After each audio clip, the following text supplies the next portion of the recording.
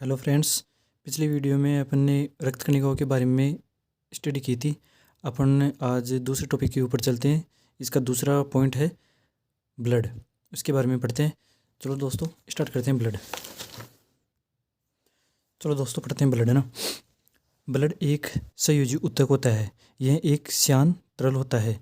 Blood cell में cell division absent होता है, मतलब इसके अंदर कोई विभाजन नहीं पाया जाता क्योंकि इसके अंदर फाइबर्स एब्सेंट होते हैं। इसके मैट्रिक्स में फाइबर तंतु भी एब्सेंट होते हैं। मतलब जो विभाजन होता है तो जो ध्रुवों पे कोशिकाओं के अंदर जो ध्रुव पे ऊपर वो पाए जाते हैं फाइबर्स, तो वो है ना तर्कु तंतुओं का निर्माण नहीं हो पाता, जिससे यह विभाजन की क्रिया एब्सेंट रहती है इसके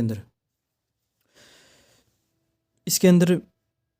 इसका जो कलर है वो रेड कलर का होता है। यह रेड कलर का होता है क्योंकि इसके अंदर हीमोग्लोबिन के पार्टिकल्स पाए जाते हैं। इसके अंदर हीमोग्लोबिन पाया जाता है, जिसकी वजह से ये इसका कलर क्या होता है, रेड कलर होता है।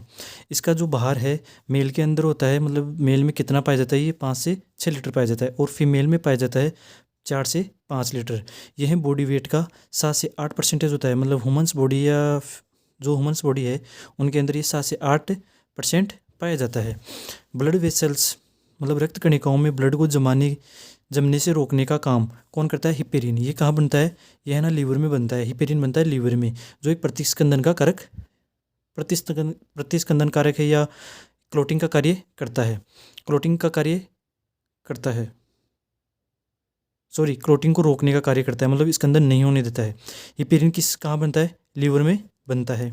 ब्लड बैंक मतलब जो डॉक्टर्स वगैरह जब ब्लड सैंपल लेते हैं या ब्लड को जब कलेक्ट करते हैं तो ये ब्लड बैंक के अंदर जमा होते हैं। तो ब्लड बैंक में ब्लड को जमने से रोकने के लिए सोडियम साइट्रेट और ईडीटी को मिलाकर 4 डिग्री सेंटीग्रेड पर 30 से 40 दिन के लिए रखा जाता है। ईडीटी का फुल फॉर्म है, ईडीटी का पूरा नाम है ethyl diamine tetra acetic acid. और ब्लड का जो पीएच होता है वो होता है 7.4, हल्का क्षारीय। अपनी बॉडी के अंदर जो ब्लड बैंक ऑफ बॉडी है, जो बॉडी के अंदर जो ब्लड का बैंक है, मतलब जो इकट्ठा कहाँ होता है, वो होता है स्प्लीन। कहाँ, स्प्लीन मतलब प्लीहा या इसको तिल्ली भी बोलते हैं। स्प्लीन, तिल्ली या प्लीहा, इसको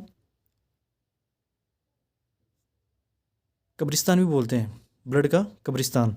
ठीक है, मतलब ब्लड का कब्रिस्तान भी किसको बोलते हैं, प्लीहा को बोलते हैं। ब्लड की फॉर्मेशन की क्रिया कहलाती है हीमोपाइसिस। ये मैंने आपको पिछले वीडियो में भी बताई थी। ब्लड की फॉर्मेशन की क्रिया क्या कहलाती है, हीमोपाइसिस। ब्लड ऑर्गेनाइजेशन मतलब रक्त का जो संगठन है। अब रक्त के अंदर कौन कौन से पार्ट पाए जाते हैं, कौन कौन से पार्टिकल पाए जाते हैं, अपन उसकी स्टडी करते हैं। ब्लड ऑर्गेनाइजेशंस, रक्त संगठन में रक्त में क्या क्या पाया जाता है, मतलब इसके अंदर कौन कौन से पार्टिकल्स पाए जाते हैं। एक तो पाया जाता है प्लाज्मा, जो होता है 55%, और एक होते हैं ब्लड ग्रेन्यूल्स, रक्त कणिकाएं, वो होती है 45%। तो पहला पॉइंट उठाते हैं अपन प्लाज्मा। यह हल्का पीला होता है। इसके पीलेपन का कारण है बिलिरुबिन वर्णक के कारण। बिलिरुबिन वर्णक के कारण प्लाज्मा का जो रंग होता है वो कैसा होता है, हल्का पीला। जो प्लाज्मा का संगठन है, जो प्लाज्मा के अंदर सबसे ज़्यादा क्या पाया जाता है, सबसे ज़्यादा इसके अंदर पाया जाता है 90 से 92% जल। मतलब प्लाज्मा के अंदर सर्वाधिक पाया जाता है 90 से 92% जल। ये क्वेश्चन हर बार कंपटीशन में पूछा जाता है, जैसे जेट वगैरह, बीएचयू वगैरह, आईसीआर वगैरह जो एग्जाम होती है उनके अंदर ये क्वेश्चन पूछा जाता है। इसके ब्लड प्लाज्मा ऑर्गेनाइजेशन है, इसके अंदर दूसरे नंबर पे आता है अकार्बनिक पदार्थ। अकार्बनिक पदार्थ में पाए जाते हैं लवण और आयंस। लवण के रूप में सर्वाधिक पाए जाते हैं NaCl, और आयंस के रूप में पाए जाते हैं सोडियम, पोटेशियम और कैल्शियम। कार्बनिक पदार्थ के रूप में पाया जाता है, इसके अंदर कार्बनिक पदार्थ के रूप में पाया जाता है प्रोटीन कितने प्रकार की होती है, 2 प्रकार की प्रोटीन पाई जाती है। एक तो एल्ब्यूमिन और एक होती है ग्लोब्यूमिन।